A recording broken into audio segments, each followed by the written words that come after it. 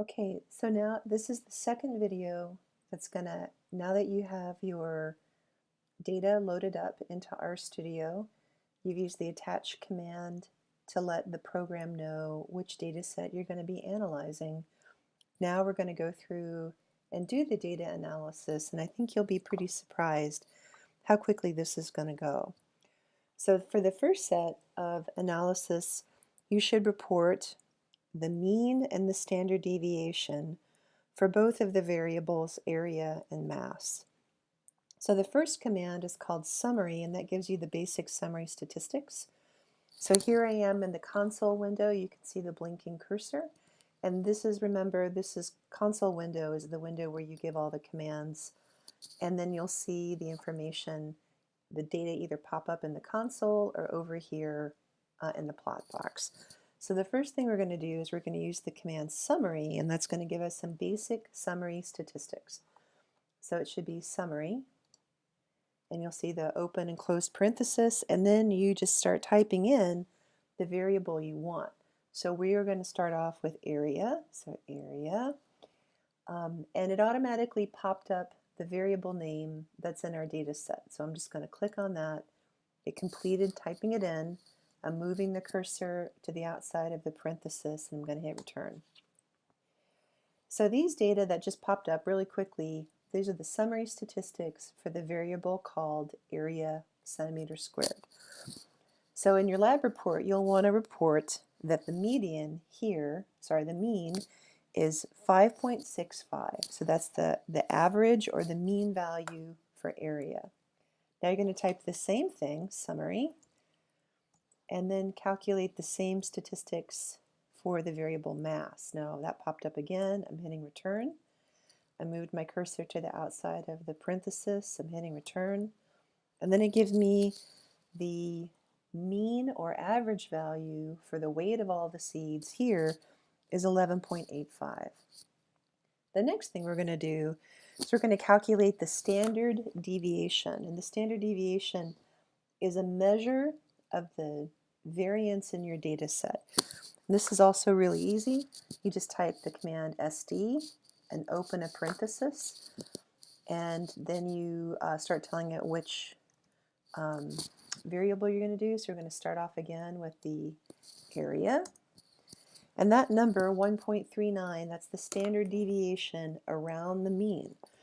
So you would report this as 5.65 and then in parenthesis 1.39. So that's the standard deviation for your area measurements. Likewise, we're going to do the same thing, standard deviation command for mass. And that popped that up. Hit return. Now this is interesting. It's the same number, and this is revealing a little bit of a secret.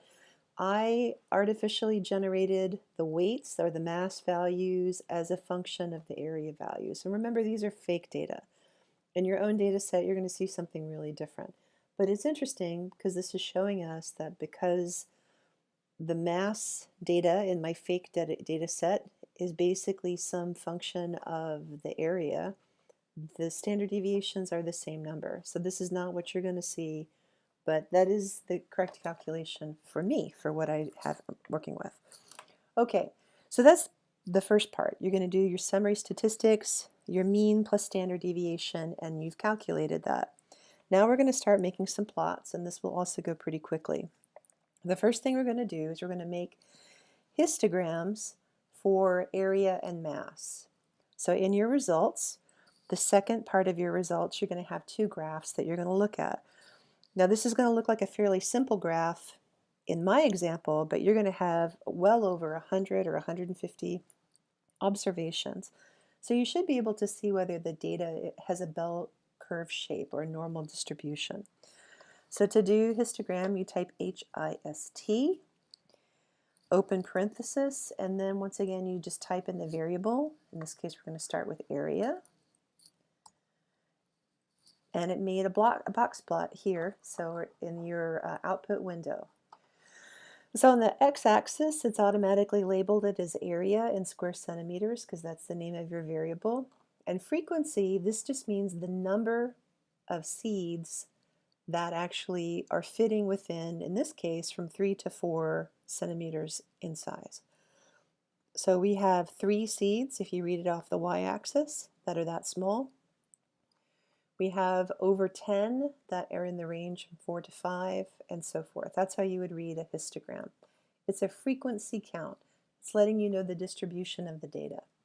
So you're going to make another one for mass, and here I am back over in the console window, MASS, and here comes my pop-up variable, and then hit return. And so this is a histogram of your weights for your seeds.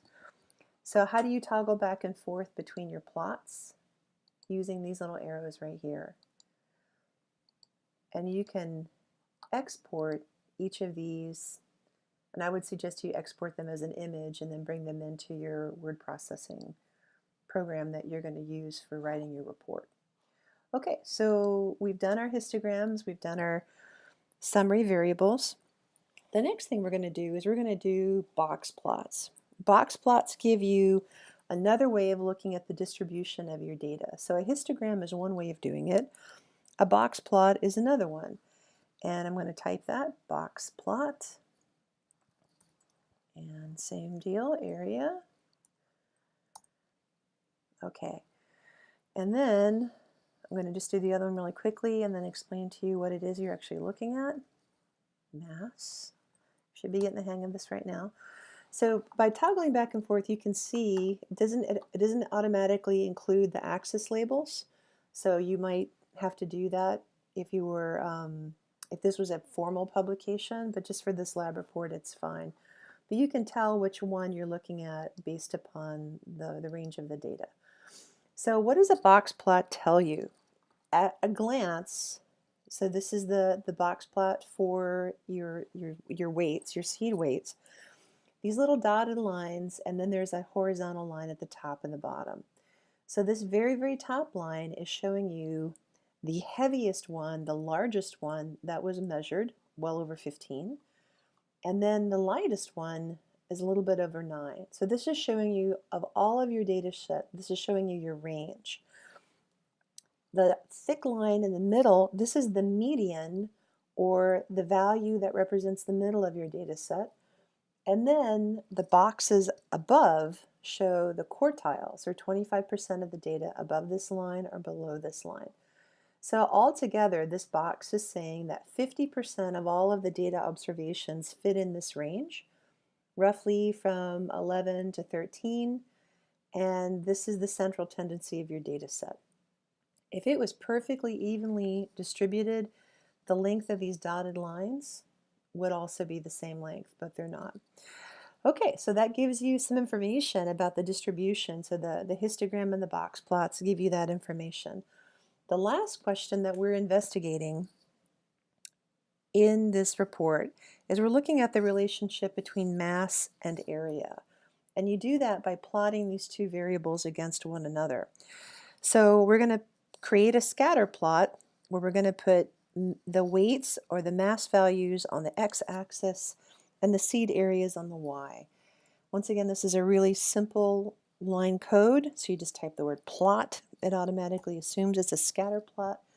And you'll type in the first variable, mass, and then use a comma to delineate the next one, and of course that's going to be area. And then move your cursor to the outside, and then hit return.